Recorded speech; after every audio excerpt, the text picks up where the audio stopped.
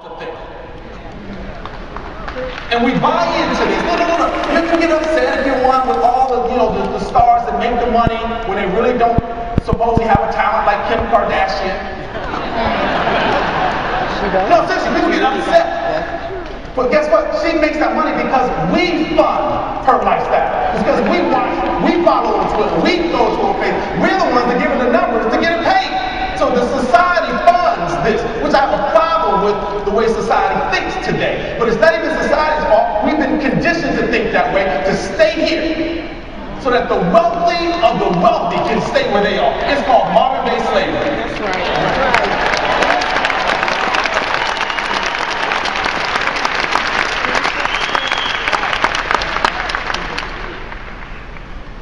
So we're going to break that curse today.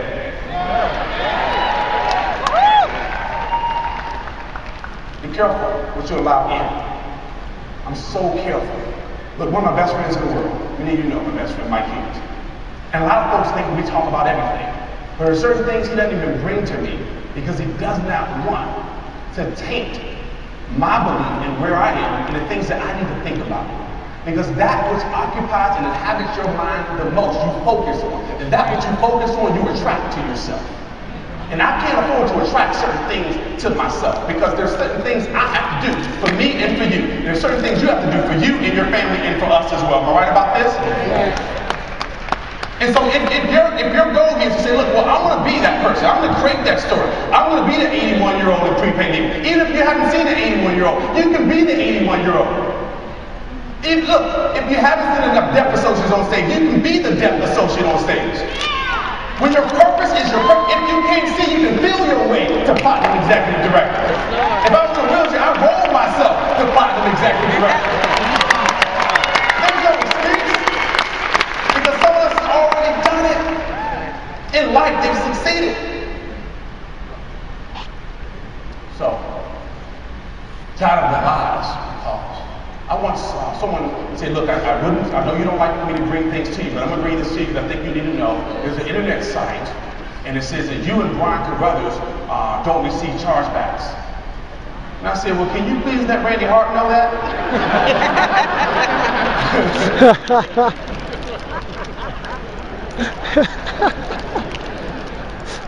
The folks who say, oh man, prepaid legal is too late. Even when we go off and say the legal shield, well, it doesn't matter, it's too late. You had to get started back when D. Self got started. You had to get started back when he got started, when Dave Savola got started. But those same fools are the same ones who told me when I got started, oh, it's too late for you to get started. You're in a pyramid, the people at the top will make all the money off of you. Now they're telling everybody that I got in at the right time. Make up your mind, fool.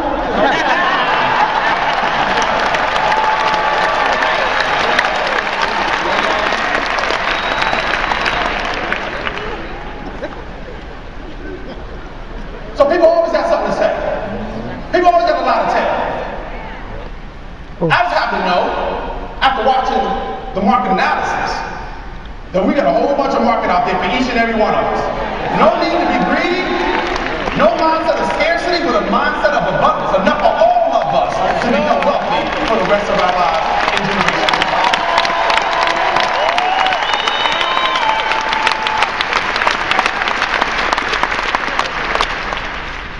My friends, you know, I still have friends that say things like, you know, it's a pyramid, right? And by the way, we ought to learn how to have posture in this business and not become argumentative. And so, I don't like to argue with folks. So I just simply say, well, what do you call a pyramid? You know, the people at the top make the most money. I said, oh, so where do you work? They give you your job. I said, does your boss make more money than you? I said, yeah. Does their boss make more money than that boss? Yeah. So you work for a pyramid? Because I'm just saying people at the top make the most money, but what I love about this is you can start at the top and build in your own. But on the back of the dollar bill here in the U.S. is a pyramid. It said that God we trust, because that's the way this country was built. No matter where you look, no matter what organization you build, right? The church, you got the people at the top, all the congregation at the bottom, a pastor, a rabbi, even somebody at the top. Military, all the prophets at the bottom, very few at the top. It's the way it works. But most folks aren't educated. They haven't educated themselves. They got formal education, but no self-education. They rely on someone else to tell them what to think. As a matter of fact, they memorize. There's no critical thinking taught today.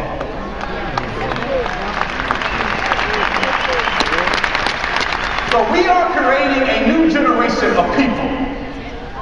A generation that's not motivated by bitter and by hatred, but motivated by integrity, dignity, and faith.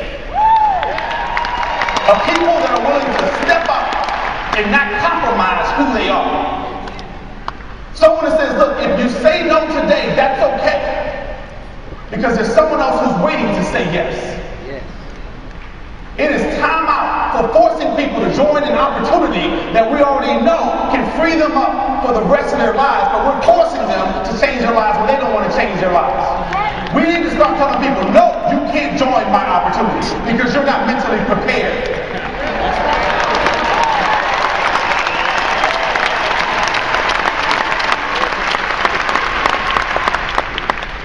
So I was in Costco's the other day, and God has a way of humbling you and making sure you stay down to earth.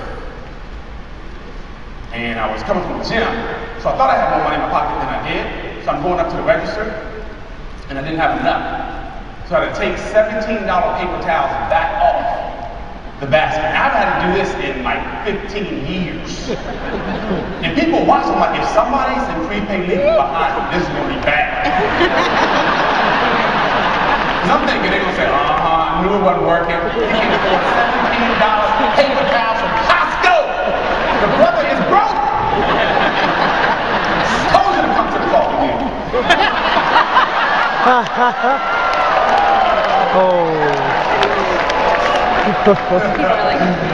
I'm so sorry. So we're supposed to close with money. Money. So money does matter. And we can pretend all we want. When Hurricane Katrina hit, I had a partner of mine who had money. And his daughter was going to school in Louisiana. And he called her and says, baby, you got to leave now. She's like, how am I going to get home? He says, go to the airport now and get on any flight that's available. She says, I don't know how much it's going to cost. He said, it doesn't matter. Money matters. You all getting this? I went to the airport, running late. My father-in-law was driving, my wife and I. And he had to use Title II. Back in the old days, there's no titles now.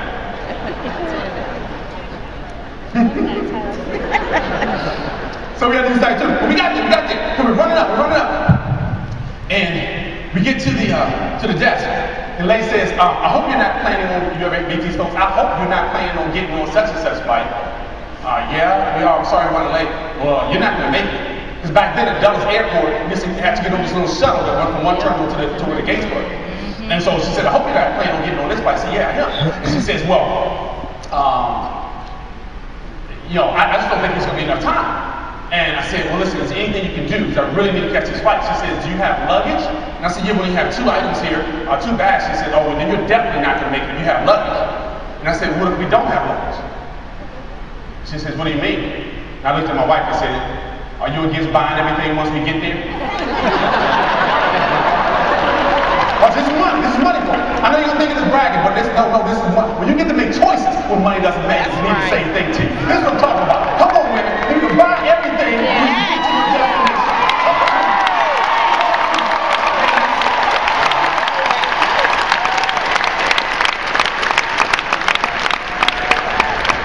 And that didn't work out.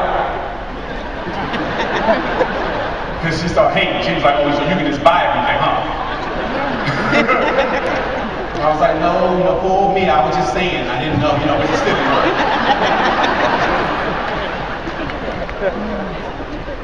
So money. Hurry up. So. No, don't. Keep talking. So we were at a football game. My son plays football. I'm going to take that picture here. Is that picture up next? Okay. So my son plays football. So he's playing football for the little leagues. Okay. And I know he doesn't look too happy because they lost.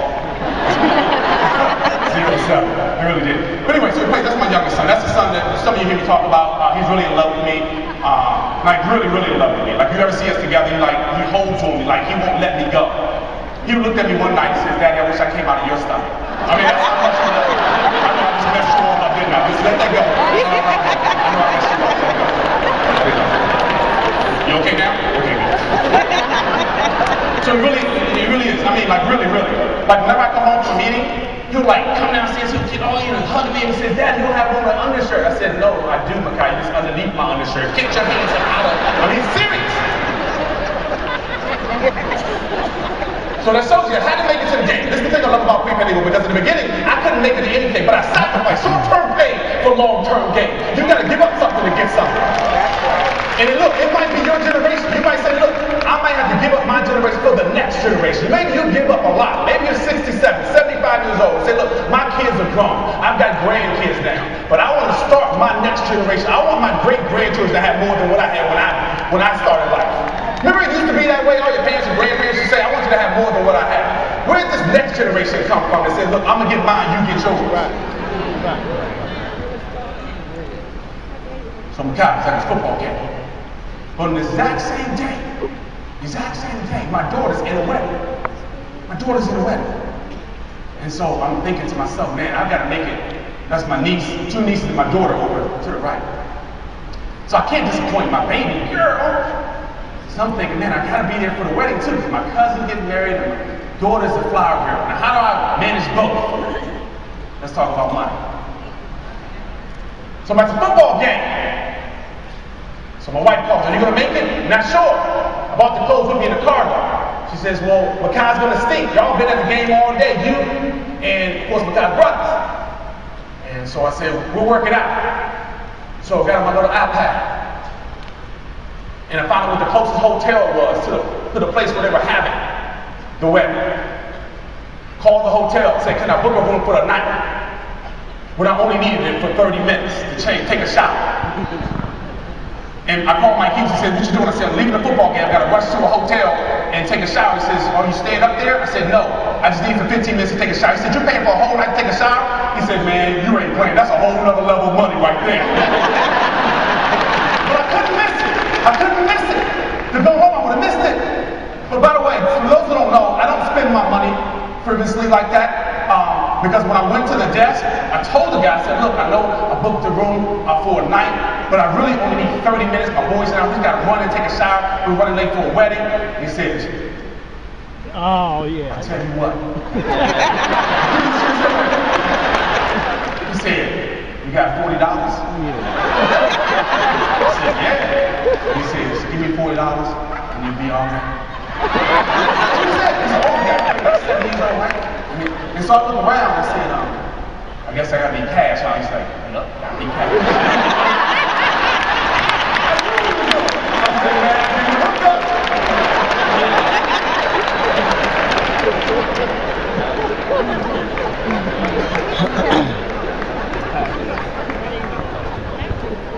Okay, so, oh, by the way, we got dressed.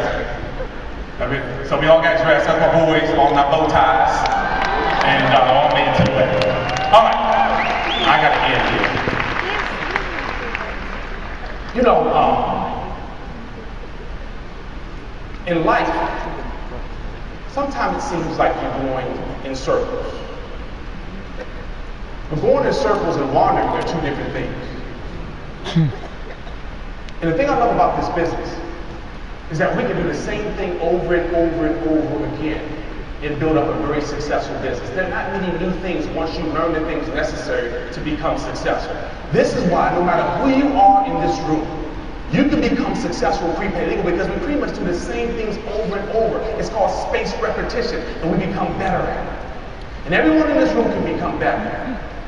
But it's not just the activity, it's the attitude in which you do the activity. And I want us to start thinking the way that wealthy people think. I want us to start thinking about the things that we deserve to have in life. The things that your children and your grandchildren and the people who you care about deserve to have in life. But that can't happen until you attract success. You cannot chase success. And it comes from this posture that you develop. And you become this person that's so sick and tired of not having it.